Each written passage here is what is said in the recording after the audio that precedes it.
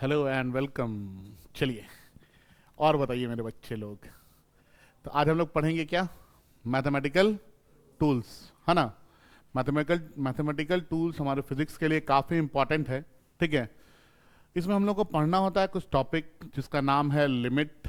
ठीक है, जिसमें पढ़ेंगे हम लिमिट पढ़ेंगे, डिफरेंशिएशन पढ़ेंगे, इंटीग्रेशन पढ़ेंगे, कुछ ग्राफ का भी नॉलेज लेंगे, क्योंकि ये सारा टॉपिक हमारे लिए क्या है, इंपॉर्टेंट है। लिमिट जानेंगे तो लिमिट से हम डिफरेंशिएशन जानेंगे, और उसके बाद फिर हम लोग क्या समझेंगे, इंटीग्रेशन समझेंगे। ठीक है, तो सबसे पहले जो हम लोग टॉपिक पढ़ेंगे लिमिट पढ़ेंगे, है ना। हम लोग जो आज स्टार्ट करेंगे उसका नाम है मैथमेटिकल टूल्स।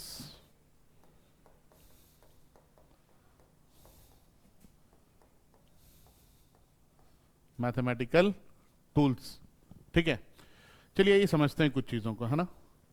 मैंने आपको बोला कि बच्चों बताइए रिलेशन क्या होता है, तो आप बोलेंगे सर रिश्तेदारी होता है, हाँ या ना। ठीक है, मैंने बोला कि एक क्वांटिटी है y जो x के ऊपर डिपेंड करती है। y किसके ऊपर डिपेंड कर रही है? x के ऊपर डिपेंड कर रही है। इस डिपेंड करने को हम लोग एक इक्वल टू साइन से दिखलाते हैं। किससे दिखलाते हैं? इक्वल टू साइन से दिखलाते हैं। और ये जो इक्वेशन बन गया है, यही इक्वेशन क्या कहलाता है? रिलेशन कहलाता है। आपको मिलता है y equal to X square plus 2, इस तरह का भी आपको इक्वेशन मिला है। तो ये क्या है? ये रिलेशन है। यहां पे y किस पे डिपेंड कर रहा है? x के ऊपर डिपेंड कर रहा है ना। तो अगर कोई क्वांटिटी y किसी क्वांटिटी x के ऊपर डिपेंड करता है, तो इस डिपेंड करने को हम लोग एक इक्वल टू साइन से दिखलाते हैं, और इसी चीज को हम लोग क्या बोलते हैं? रिलेशन बोलते हैं। क्या बोलते हैं इसको? रिलेशन बोलते हैं। आप देखेंगे जैसे जैसे हम लोग x का वैल्यू चेंज करते जाएंगे, वैसे वैसे यहाँ पे y का वैल्यू भी क्या होता जाएगा? चेंज होता जाएगा। यहाँ पे मान लीजिए हमने x का वैल्यू 0 पुट किया, तो 0 का स्क्वायर कितना होगा? 0, और 0 प्लस 2 कितना हो जाएगा? 2 हो जाएगा। ठीक है, इसी तरह से मैंने x का वैल्यू 1 पुट किया, 1 का स्क्वायर कितना होगा? 1, और 1 प्लस 2 कितना हो जाएगा? 3। x का वैल्यू 2 पुट किया, 2 का स्क्वायर 4, 4 प्लस 2 कितना हो जाएगा? 6 हो जाएगा। ठीक है, समझ में आ रहा क्या बोल रहे हैं?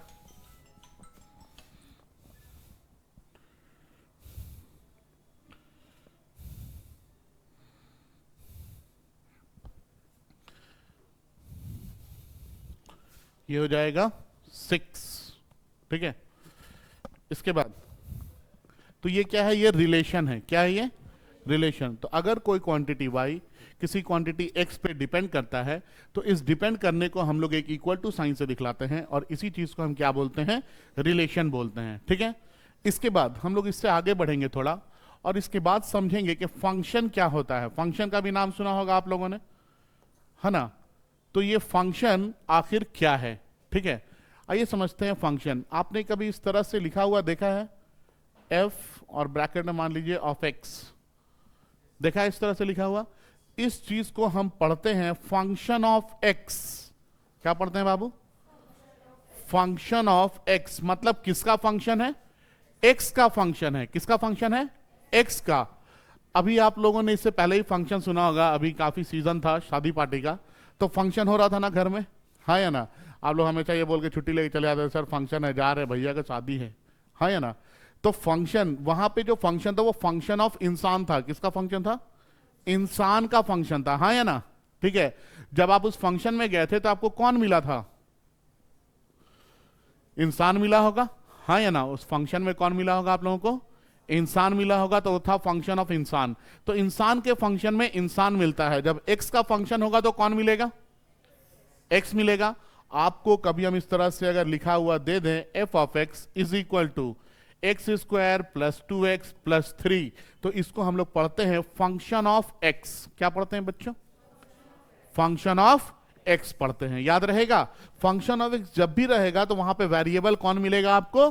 x मिलेगा। ठीक है, ऐसा भी हो सकता है कभी आपको हम दे दें function of x comma y, मतलब यहां पे x और y दोनों क्या होगा? वेरिएबल होगा। याद रहेगा, हाँ या ना? कोई दिक्कत? ठीक है, तो रिलेशन और फंक्शन में सर डिफरेंस क्या है? डिफरेंस कुछ नहीं है, फंक्शन भी जो है ये रिलेशन के जैसा ही है। देखिए यहां पे भी इक्वल टू साइन लगा है ना, लेकिन फंक्शन के केस में क्या होता है कि हम x का कोई भी एक वैल्यू पुट करेंगे तो हमको इस फंक्शन का एक सिंगल वैल्यू क्या होगा, मिलेगा। मान लीजिए हम x की जगह 2 पुट कर देते हैं यहां पे इस वाले में, ठीक है ना। x की जगह 2 पुट करेंगे तो हमको क्या मिलेगा, 2 का स्क्वायर प्लस 2 इंटू 2 प्लस 3 कितना हो जाएगा, 2 का स्क्वायर 4 प्लस 4 8 और 3 कितना आ जाएगा 11। तो x का वैल्यू जैसे ही हमने 2 पुट किया हमको इस फंक्शन का टोटल वैल्यू क्या मिल गया, 11 मिल गया। समझ में आया बात? ठीक है। तो अगर आपसे पूछा जाए कि फंक्शन क्या है तो ज्यादा कुछ बोलना नहीं है, सिंपल यही बात बोलना है कि फंक्शन जो है ये एक तरह का रिलेशन ही है। क्या है, रिलेशन। क्यों? क्योंकि यहां भी इक्वल टू साइन यूज कर रहे हैं, यहां भी इक्वल टू साइन यूज कर रहे हैं, हाँ या ना। लेकिन यहां पे जब x का कोई भी एक वैल्यू हम लोग पुट करेंगे तो हमको इस पूरे फंक्शन का एक सिंगल वैल्यू हमको मिलेगा। याद रहेगा? क्या बोले? फंक्शन क्या है? फंक्शन एक तरह का रिलेशन ही है। फंक्शन क्या है? एक तरह का रिलेशन है जहां पे हम x का कोई भी एक सिंगल वैल्यू पुट करेंगे तो हमको इस पूरे फंक्शन का एक सिंगल वैल्यू मिलेगा। याद रहेगा ये बात? ठीक है, आगे बढ़ें। अब देखिए, आगे देखेंगे, है ना, सुनेंगे। हम लोगों को जानना है कि टाइप ऑफ फंक्शन क्या क्या है, फंक्शन के कितने टाइप होते हैं। हम लोग के यहाँ जो फंक्शन होता है उसमें भी अलग अलग टाइप होता है, बर्थडे वाला फंक्शन, हल्दी वाला फंक्शन, बारात वाला फंक्शन होता है ना। उसी तरह मैथ्स में जो फंक्शन है इस फंक्शन का भी क्या है, कुछ ना कुछ टाइप होता है। ठीक है, सबसे पहले वाले को हम लोग बोलते हैं अलजेब्रिक फंक्शन। क्या बोलते हैं बाबू? Algebraic function. ठीक है सर, ये अलजेब्रिक फंक्शन में क्या होगा, तो अलजेब्रा हम लोग यूज करेंगे। क्या यूज करेंगे? अलजेब्रा। अलजेब्रिक फंक्शन आपको जब भी मिलेगा तो कुछ इस तरह से मिलेगा, x square plus 2x plus 9, कुछ भी इस तरह से इक्वेशन मिल सकता है। तो यहां पे x क्या है? वेरिएबल है। और अगर वेरिएबल के ऊपर कोई पावर लग गया है तो वो क्या कहलाएगा? Algebraic function. अगर वेरिएबल के ऊपर पावर लग गया है तो वो क्या कहलाएगा? अलजेब्रिक फंक्शन कहलाएगा। समझ में आ रहा है? अगर वेरिएबल के ऊपर पावर लग गया तो उसको क्या बोलेंगे हम लोग? अलजेब्रिक फंक्शन बोलेंगे। याद रहेगा? कोई दिक्कत नहीं ना। इसके बाद फंक्शन में दूसरा आता है जिसको हम बोलते हैं ट्रिगोनोमेट्रिक फंक्शन। क्या बोलते हैं बाबू? Trigonometric function. ट्रिगोनोमेट्री का नाम सुना है ना बच्चे आप लोगों ने? हाँ या ना? ट्रिग्नोमेट्री का नाम आप लोगों ने सुना है। ट्रिग्नोमेट्री में आप पढ़ते हैं साइन, कॉस, टैन, कॉट, सेक, कॉसेक, यही सब पढ़ते हैं, हाँ या ना? पढ़ते हैं ना? ठीक है, तो अगर आपको फंक्शन कोई दिया गया है, मान लीजिए एफ ऑफ एक्स, और इसमें कुछ इस तरह से लिख के दे दिया गया sine x plus tan x, तो अगर साइन, कॉस, टैन, कॉट, सेक, कॉसेक ये सब मिला तो ये जो फंक्शन होगा ये फंक्शन क्या कहलाएगा? ट्रिगोनोमेट्रिक फंक्शन कहलाएगा। ठीक है, तो फंक्शन का पहला टाइप क्या है? अलजेब्रिक फंक्शन, जहां पे वेरिएबल का क्या होगा? पावर होगा। वेरिएबल का क्या होगा? पावर होगा। दूसरा मैंने कौन सा बताया? Trigonometric function. यहां पे आपको क्या मिलेगा? साइन, कॉस, टैन, कॉट, सेक, कॉसेक में आपको चीजें मिलेंगे। ठीक है, इसके बाद तीसरे नंबर पे आता है बच्चों जिसको हम लोग बोलते हैं लॉगरिथमिक फंक्शन। क्या बोलते हैं? Logarithmic function. ठीक है, अब लॉगरिथमिक क्या है? लॉग, लॉग का नाम तो सुने होंगे, ठीक है ना। यहां पे जैसे ट्रिगोनोमेट्री में साइन, कॉस, टैन, कॉट, सेक, कॉसेक यूज करते हैं ना, वैसे ही हम लोग लॉगरिथमिक में लॉग यूज करते हैं। क्या यूज करते हैं? लॉग। आपको हो सकता है लिखा हुआ मिल जाए लॉग एक्स का स्क्वायर, या फिर कभी ऐसा भी मिल सकता है F of X is equal to ln x का पावर 3। ln बोले तो इसको नेचुरल लॉग बोलते हैं। तो आपको लॉग मिले या फिर ln मिले, ये दोनों केस में जो है आपको ये फंक्शन कौन सा बनेगा? लॉगरिथमिक फंक्शन बनेगा। कौन सा फंक्शन बनेगा? लॉगरिथमिक फंक्शन बनेगा यहां पे। ठीक है, इसके बाद जो सबसे लास्ट में आता है फंक्शन, उस फंक्शन में आप देखेंगे तो एक्सपोनेंशियल फंक्शन आता है। क्या आता है? Exponential function. और आपको जब भी एक्सपोनेंशियल फंक्शन मिलेगा तो आपको e के पावर में कुछ मिलेगा। किसके पावर में? e का पावर में। e का पावर x है तो यहां पे x मिल जाएगा। x 2x हो सकता है, 3x हो सकता है, x स्क्वायर हो सकता है, कुछ भी हो सकता है। तो जब एक्सपोनेंशियल फंक्शन होगा तो एक्सपोनेंशियल फंक्शन में आपको क्या होगा? स्मॉल e के पावर में कोई ना कोई वैल्यू आपको दिया जाएगा, x y z जो भी हो वेरिएबल वहां पे। समझ में आ रहा है क्या बोल रहे हैं? ठीक है, कोई दिक्कत नहीं ना है? तो फंक्शन कितने तरह का? 4। क्या क्या नाम है? अलजेब्रिक, ट्रिग्नोमेट्रिक, लॉगरिथमिक और एक्सपोनेंशियल फंक्शन है। ठीक है, इतना दूर क्लियर है? आपको पता है आपके मोबाइल में आपको एक कैलकुलेटर दिया गया है और उसमें आप देखेंगे एक साइंटिफिक कैलकुलेटर होगा, है ना? आप उस कैलकुलेटर को ओपन करेंगे तो आप वहां पे देखेंगे कि वहां पे आपको अलजेब्रिक फंक्शन भी दिए गए हैं। उस कैलकुलेटर में आपको साइन, कॉस, टैन, कॉट, सेक, कॉसेक मतलब ट्रिग्नोमेट्रिक फंक्शन भी दिया गया है। आपको उस कैलकुलेटर में लॉगरिथमिक फंक्शन भी दिया गया है, लॉग भी लिखा हुआ मिलता है, लॉग होगा या ln लिखा हुआ मिलेगा। और उसी कैलकुलेटर में अगर आप देखेंगे तो आपको एक्सपोनेंशियल भी मिलेगा, वहां पे सिर्फ e लिखा हुआ होगा। क्या लिखा हुआ होगा? e, या फिर e का पावर, थोड़ा हाईटेक रहता है तो e का पावर x में भी लिख करके दिया जाता है। ठीक है, तो ये जो आपका जो कैलकुलेटर बना होता है ना, वो ये 4 फंक्शन के यूज करके ही बनाया जाता है। क्यों? क्योंकि हमको कैलकुलेट करना है। कैलकुलेट क्या करेंगे? कोई इक्वेशन लिखेंगे, कुछ लिखेंगे, तो या तो अलजेब्रिक या ट्रिग्नोमेट्रिक या लॉगरिथमिक या फिर एक्सपोनेंशियल, यही सारी चीजों को हम लोग यूज करेंगे। ठीक है, तो हम जो कैलकुलेटर बनाते हैं उस कैलकुलेटर में ये चारों फंक्शन का यूज करते हैं। कौन कौन सा है फंक्शन? अलजेब्रिक और एक्सपोनेंशियल। यहां तक तो मेरे ख्याल से कोई डाउट नहीं होगा आप लोगों को। ठीक है, इसके बाद आगे बढ़ें। क्या आप लोगों को कॉपी भी करना है? ठीक है, वीडियो हम अपलोड भी करेंगे तो आप वहां से भी नहीं है तो पॉज करके कर लेंगे। ठीक है, आगे बढ़ें। इसके बाद तीसरे नंबर पे इसके आगे आते हैं। देखिए, कुछ टर्म हम लोगों को सीखना है। ठीक है, हम लोगों ने पहले रिलेशन देखा, फिर हमने क्या देखा? फंक्शन देखा।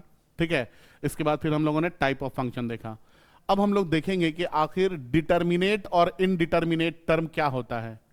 डिटर्मिनेट टर्म, ठीक है, डिटर्मिनेट टर्म हम बोलते किसको हैं? ठीक है, डिटर्मिनेट टर्म आखिर क्या होता है? तो वो टर्म जिसकी वैल्यूज हम लोग कैलकुलेट कर सकते हैं उस टर्म को हम क्या बोलते हैं? डिटर्मिनेट टर्म बोलते हैं। जैसे अगर हम आपको बोले 2 × 4 का वैल्यू क्या होगा बच्चों? आप सिंपल बोल देंगे 8। अगर हम आपको बोले कि 10/2 क्या होगा बच्चों? आप बोल देंगे सर 5 होगा। हाँ या ना?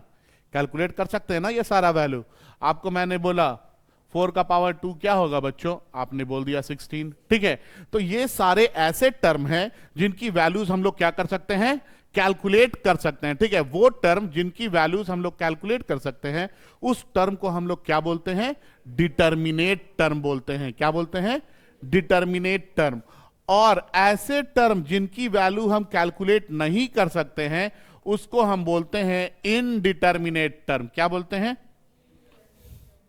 इनडिटर्मिनेट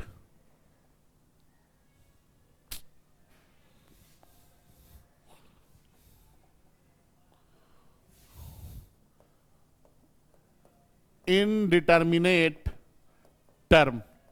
ठीक है, ऐसे टर्म जिसकी वैल्यूज हम कैलकुलेट नहीं कर सकेंगे वो टर्म क्या कहलाएगा? इनडिटर्मिनेट टर्म कहलाएगा। तो सर इनडिटर्मिनेट टर्म का एग्जांपल, जैसे अगर मैं आपको लिख कर दे दूं 0/0, कितना होगा इसका वैल्यू?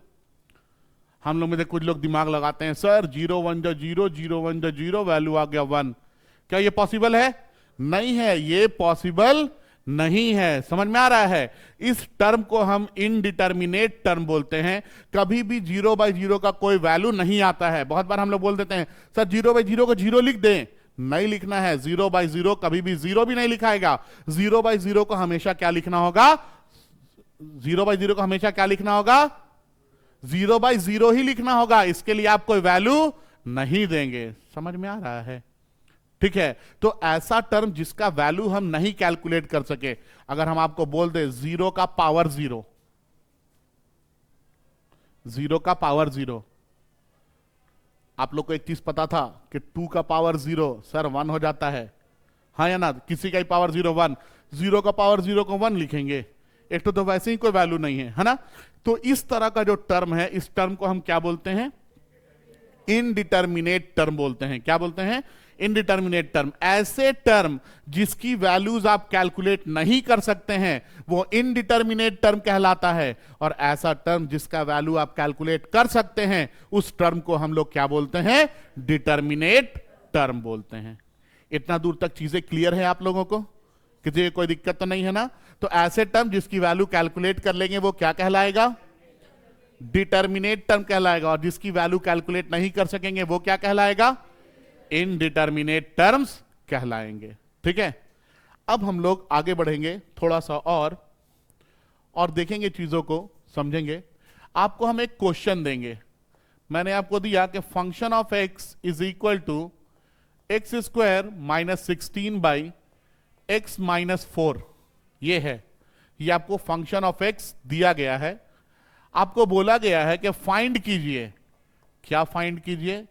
आप फाइंड कीजिए कि f1 का वैल्यू कितना होगा, आप फाइंड कीजिए कि f2 का वैल्यू कितना होगा, फाइंड कीजिए f3 का वैल्यू कितना होगा, फाइंड कीजिए f4 का वैल्यू कितना होगा, एंड फाइंड कीजिए f5 का वैल्यू कितना होगा। क्या आप लोग ये वैल्यू निकाल सकेंगे? तो एक बार कोशिश करके देखिए, एक बार देखिए कोशिश करके कि आखिर ये वैल्यू कितना आता है। f1, f2, f3, f4, f5 का वैल्यू कितना आएगा?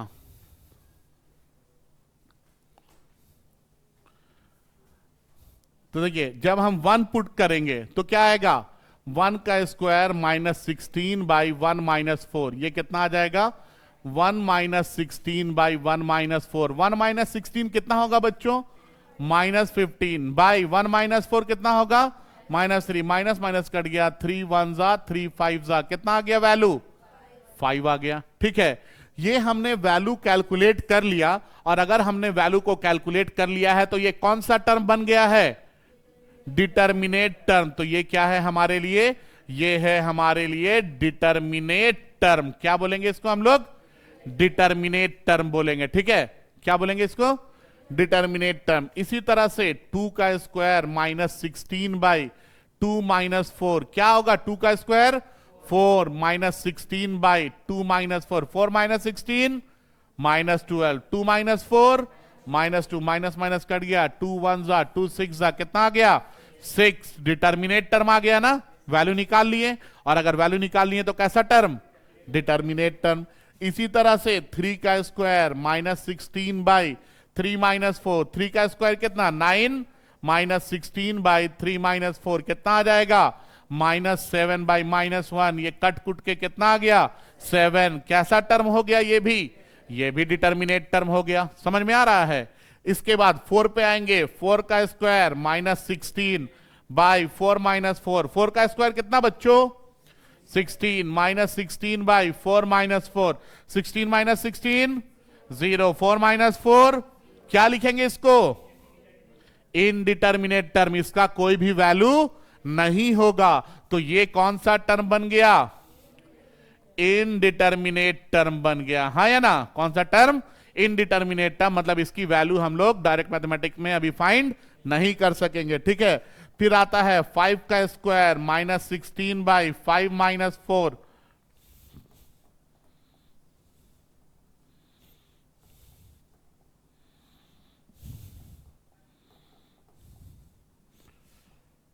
फाइव का स्क्वायर माइनस 16 बाई 5 माइनस 4, 5 का square 25 minus 16 by 5 minus 4, 25 minus 16 कितना? 9 बाई 1, कितना आ गया ये वैल्यू? कौन सा टर्म हो गया? डिटर्मिनेट टर्म हो गया। कौन सा टर्म हो गया? Determinate term. अब समझिए चीजों को, है ना? देखिए, जब वैल्यू 1 पुट किए तो आंसर कितना आया? 5, डिटर्मिनेट है। 2 पे कितना आया? 3 पे, 4 पे, 0/0, 5 पे। लेकिन इस सीरीज के हिसाब से आपको क्या लगता है यहां कितना आना चाहिए था वैल्यू? 8 आना चाहिए था ना? 1 पे 5 है, 2 पे 6 है, 3 पे 7 है, 4 पे 8 आना चाहिए था। लेकिन हमारा टर्म यहां पे क्या हो गया? इनडिटर्मिनेट हो गया, हाँ या ना? तो यहां पे हमारा डायरेक्ट मैथमेटिक्स जो है ये क्या कर गया? फेल कर गया। कौन फेल कर गया? डायरेक्ट मैथमेटिक्स यहां पे हमारा फेल कर गया। तो यहां के बाद हम लोग अपने मैथमेटिक्स के लेवल को कुछ ऊपर लेके जाते हैं, और जब ऊपर लेके जाते हैं तो वहां पे हमको किसका कॉन्सेप्ट मिलता है? लिमिट का कॉन्सेप्ट मिलता है। किसका कॉन्सेप्ट? लिमिट। तो इसका मतलब यह हो गया सर कि लिमिट हम तब यूज करेंगे जब टर्म क्या होगा? इनडिटर्मिनेट होगा। लिमिट कब यूज करेंगे? जब हमारा टर्म क्या होगा? इनडिटर्मिनेट होगा। जब हमारा टर्म क्या होगा?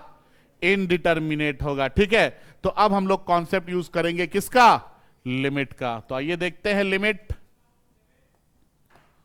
समझते हैं क्या है।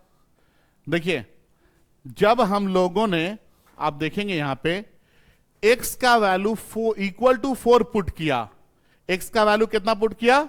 इक्वल टू 4, तो हमारा टर्म क्या हो गया? इनडिटर्मिनेट हो गया, हाँ या ना? x इक्वल टू 4 पे हमारा जो टर्म है वो इनडिटर्मिनेट हो गया। तो अब हम इसका वैल्यू कभी भी x इक्वल टू 4 पे नहीं निकालेंगे। तो सर कहां पे निकालेंगे? अब जो हम इसका वैल्यू है ये निकालेंगे x टेंडिंग टू 4 पे। कहां पे? x tending to 4। इसको पढ़ते क्या है हम लोग? x tending to 4। कहां पे वैल्यू निकलेगा बच्चों? x tending to 4। सर ये x टेंडिंग टू 4 क्या होता है? टेंड करना मतलब नजदीक आना। मान लीजिए ये वैल्यू है 1 2 3 4 5, तो ये 4 है, ये 3 है, ये 5 है। 4 की तरफ आप नजदीक इधर से भी जा सकते हैं, 4 की तरफ नजदीक इधर से भी जा सकते हैं, हाँ या ना? 4 का एक बहुत नजदीकी वैल्यू लिख देते हैं हम लोग 3.9999999999। ये क्या है? लगभग 4 ही है ना? क्या लगता है, हाँ या ना? और अगर हम लिख दें 4.00000000000001, ये भी क्या है? 4 के नजदीक का वैल्यू है। ये भी 4 के नजदीक का वैल्यू और ये भी 4 के नजदीक का वैल्यू है। हम इधर से भी पहुंच सकते हैं, इधर से जा रहे हैं तो ये मिल रहा है, और इधर से आ रहे हैं तो ये मिल रहा है। इसी वैल्यू को टेंडिंग टू वैल्यू बोलते हैं। क्या बोलते हैं? Tending to. अब देखिए, जब हम x टेंडिंग टू वैल्यू पे जाएंगे, मतलब लिमिट निकालेंगे, तो ये काम कैसे करेगा?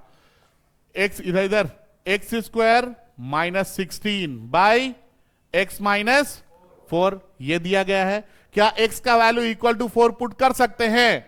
नहीं कर सकते हैं। कौन सा वैल्यू पुट करना है? टेंडिंग टू 4 का वैल्यू पुट करना है।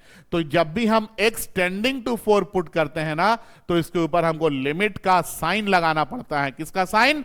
लिमिट का साइन। अब देखिए, जैसे हम यहां पे ये लगा दिए, अब ये बोल रहा ना या तो x का वैल्यू ये पुट करो या तो x का वैल्यू ये पुट करो। अब आप जैसे ही मान लीजिए इसी वैल्यू को पुट करेंगे तो 4.0000000001, इसका जब आप स्क्वायर करेंगे तो 16 पॉइंट, बहुत सारा जीरो के बाद 1 तो आएगा ही आएगा, आ जाएगा ना यार। इसको जब स्क्वायर करेंगे तो वैल्यू तो 16 से थोड़ा सा ही, लेकिन ज्यादा तो मिलेगा। मिलेगा या नहीं मिलेगा? थोड़ा सा ही, लेकिन 16 से ज्यादा वैल्यू ये आ गया। तो 16 से ज्यादा माइनस 16 कौन बचे? कितना बचेगा? ज्यादा वैल्यू बच जाएगा, हाँ या ना? तो ऊपर वाला टर्म तो जीरो नहीं हुआ।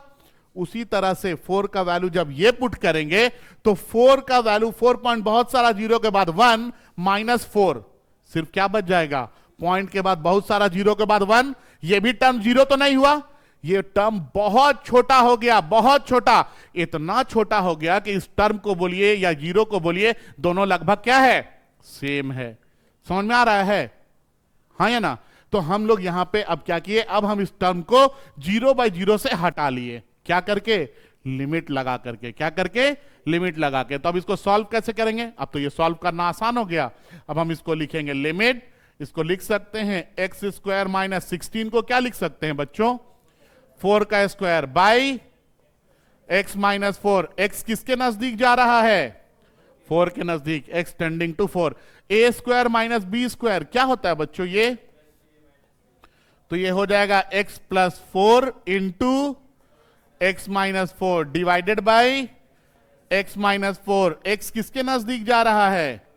क्या ये x माइनस 4 कट जाएगा? क्या बच जा रहा है? लिमिट x प्लस 4, x किसके नजदीक जा रहा है?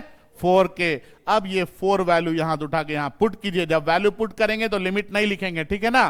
तो ये कितना आ जाएगा, x की जगह 4 + 4, ये वैल्यू कितना आ गया, 8 आ गया। लेकिन ये कहलाता है लिमिटिंग वैल्यू। कौन सा वैल्यू, ये कब आया, जब हमने लिमिट लगाया। और लिमिट का कॉन्सेप्ट कब यूज होता है, क्या, जब फंक्शन इनडिटर्मिनेट हो जाता है। लिमिट का कॉन्सेप्ट कब यूज होता है, जब फंक्शन इनडिटर्मिनेट होता है। समझ में आ रहा है। अब देखिए वही बात हो गया ना, 1 पे कितना 5, 2 पे 6, 3 पे 7, 4 पे कितना आ गया 8। लेकिन वो डायरेक्ट मैथमेटिक्स से आया और यहां पे हमने कौन सा वैल्यू निकाला है, लिमिटिंग वैल्यू निकाला है। कौन सा वैल्यू निकाला है, लिमिटिंग वैल्यू निकाला है। ठीक है, समझे बात को। इस चीज को आप लोग लिख लीजिए, इसको कैसे सॉल्व करते हैं इसको लिख लीजिए। ठीक है, देखिए क्या अभी क्वेश्चन देंगे आप लोगों को।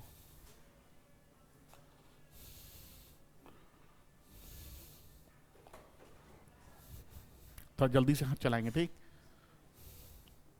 जो लोग लिख लिए हैं आप लोग छोड़ दीजिएगा।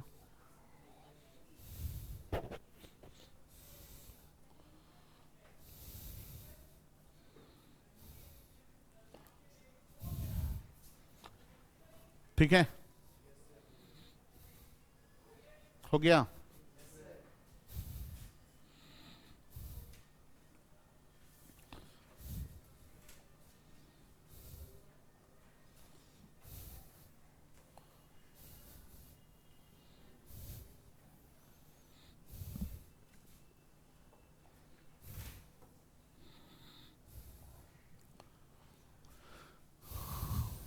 सॉल्व, इसके बाद एक क्वेश्चन हमारे पास, solve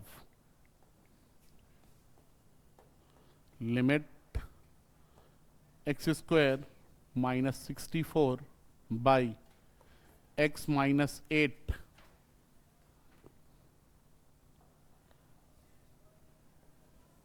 x - 8 x tending to 8।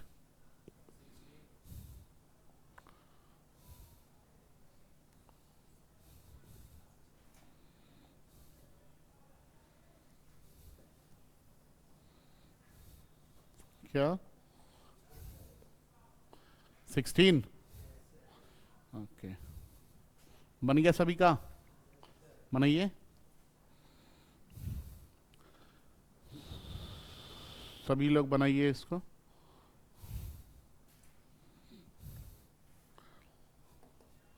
Limit x² - 64 को क्या लिख सकते हैं, 8 का square by x - 8 x tending to 8। ठीक है, x² - 8 स्क्वायर क्या आ जाएगा, ये क्या लिखाएगा, x + 8 into x - 8 divided by x - 8 x tending to 8। ठीक है, ये हमने काट दिया, x - 8 x - 8 क्या बच गया, limit x + 8 x tending to 8। अब इसकी जगह 8 का वैल्यू को पुट कर दीजिए।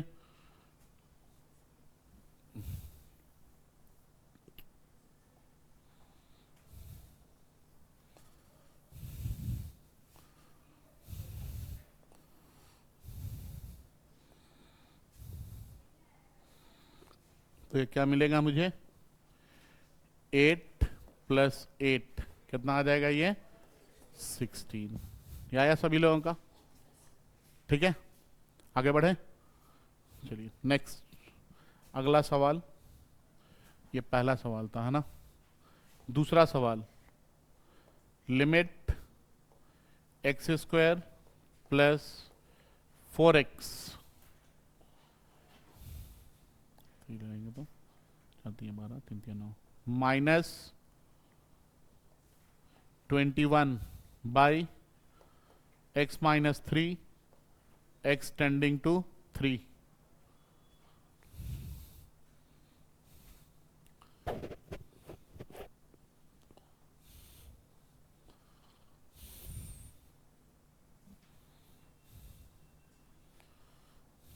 बनाइए इसको।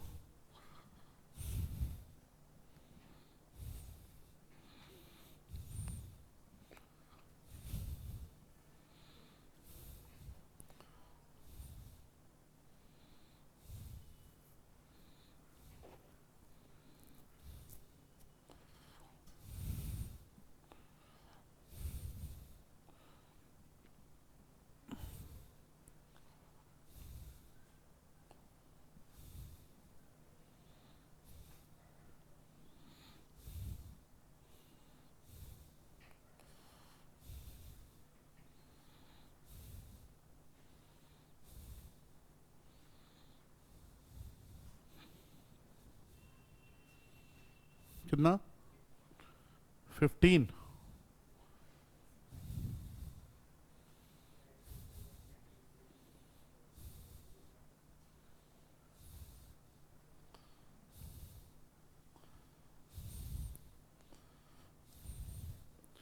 बताइए सभी लोग, आंसर क्या होगा?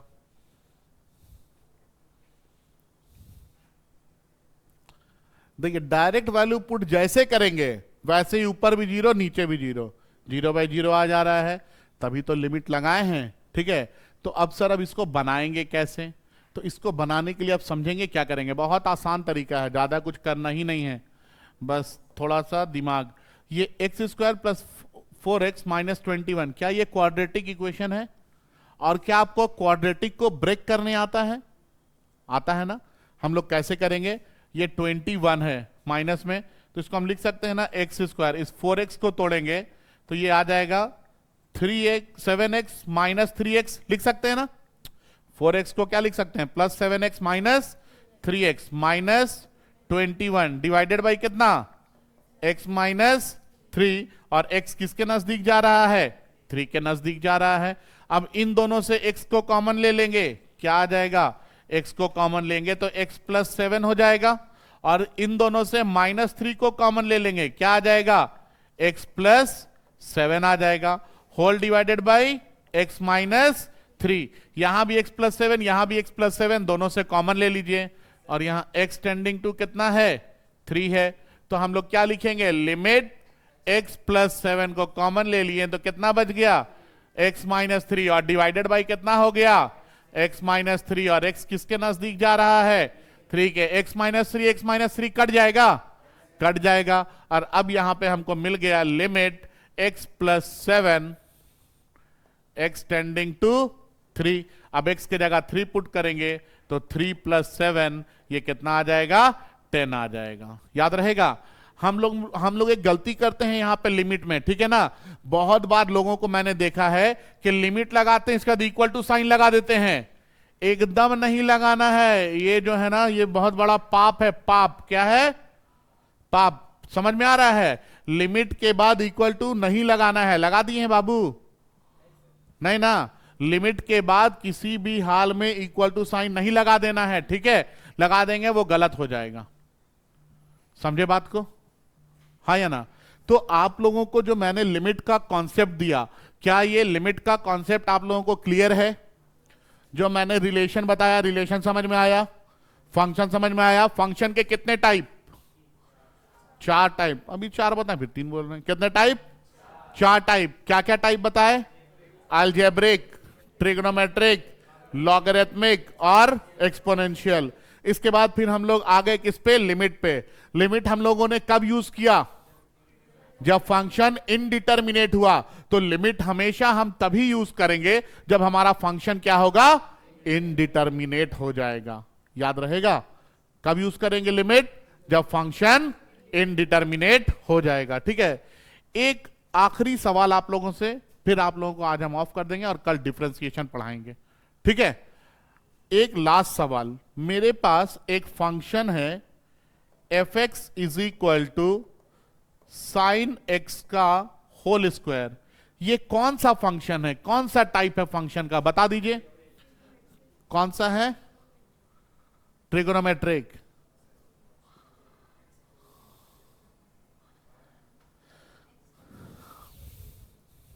एक्सपोनेंशियल पे तो के लिए तो मैंने ई का पावर बोला था।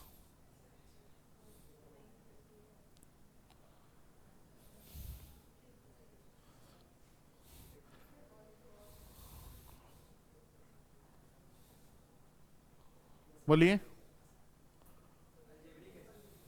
अलजेब्रिक है। आई साइन का बता रहा है? हाँ हाँ। तो सर अभी तो आप तुरंत बोले कि साइन रहेगा, कॉस रहेगा, टैन रहेगा, सेक रहेगा, कॉसेक रहेगा, तो ये ट्रिग्नोमेट्रिक हो जाएगा।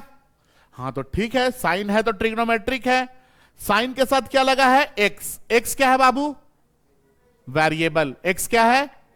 और वेरिएबल का अगर पावर लग जाए तो, वेरिएबल का पावर लग जाए तो अलजेब्रिक। वेरिएबल का पावर लगने पे क्या बनेगा वो? मतलब यहां पे एक ही क्वेश्चन में 2 फंक्शन है। कौन कौन सा? एक साइन बता रहा है कि हम ट्रिग्नोमेट्रिक हैं, और ये वेरिएबल के ऊपर जो पावर लग गया है ये क्या बता रहा है कि हम अलजेब्रिक है। समझ में आ रहा है क्या बोल रहे हैं कि नहीं आ रहा है? आ रहा है ना? ठीक है। अगर हम आपको दे दे y इक्वल टू ई का पावर x का पावर 2, बताइए। एक्सपोनेंशियल भी है, ये बता रहा है एक्सपोनेंशियल है, और ऊपर में x का पावर 2 क्या बता रहा है? अलजेब्रिक भी है। समझ में आ रहा है? ठीक है।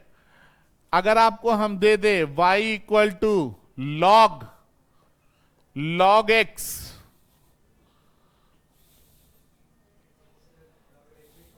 या यहां पे एक और स्क्वायर भी लगा दीजिए, लॉगरिथमिक एंड अलजेब्रिक। ठीक है। एक लॉगरिथमिक, दो लॉगरिथमिक, दो बार लॉगरिथमिक, और उसके बाद फिर क्या? अलजेब्रिक। तो इस तरह से क्वेश्चन को आपको कंबाइंड करके दिया जाएगा। ठीक है ना? जब डिफरेंशिएशन पढ़ेंगे तो अभी जो भी आपको मैंने कॉन्सेप्ट बताया है कि एक ही क्वेश्चन में मल्टीपल फंक्शन हो सकता है, अलजेब्रिक लॉगरिथमिक हो सकता है, एक्सपोनेंशियल लॉगरिथमिक हो सकता है, अलजेब्रिक और एक्सपोनेंशियल हो सकता है, कुछ भी हो सकता है। समझ में आ रहा है? तो ये हम लोग कंबाइंड करके पढ़ेंगे, और उसके बाद हम लोग को वहां पे हम लोग को डिफरेंशिएशन पढ़ने में काफी आसानी होगी। ठीक है। अगर हम लोग ये कॉन्सेप्ट को याद रखेंगे तो हमको डिफरेंशिएशन पढ़ने में कहीं पे भी कोई भी दिक्कत नहीं आएगा। ठीक है। चलिए, तो आज का क्लास हम लोग यहां पे करेंगे समाप्त, और मिलेंगे हम लोग कब?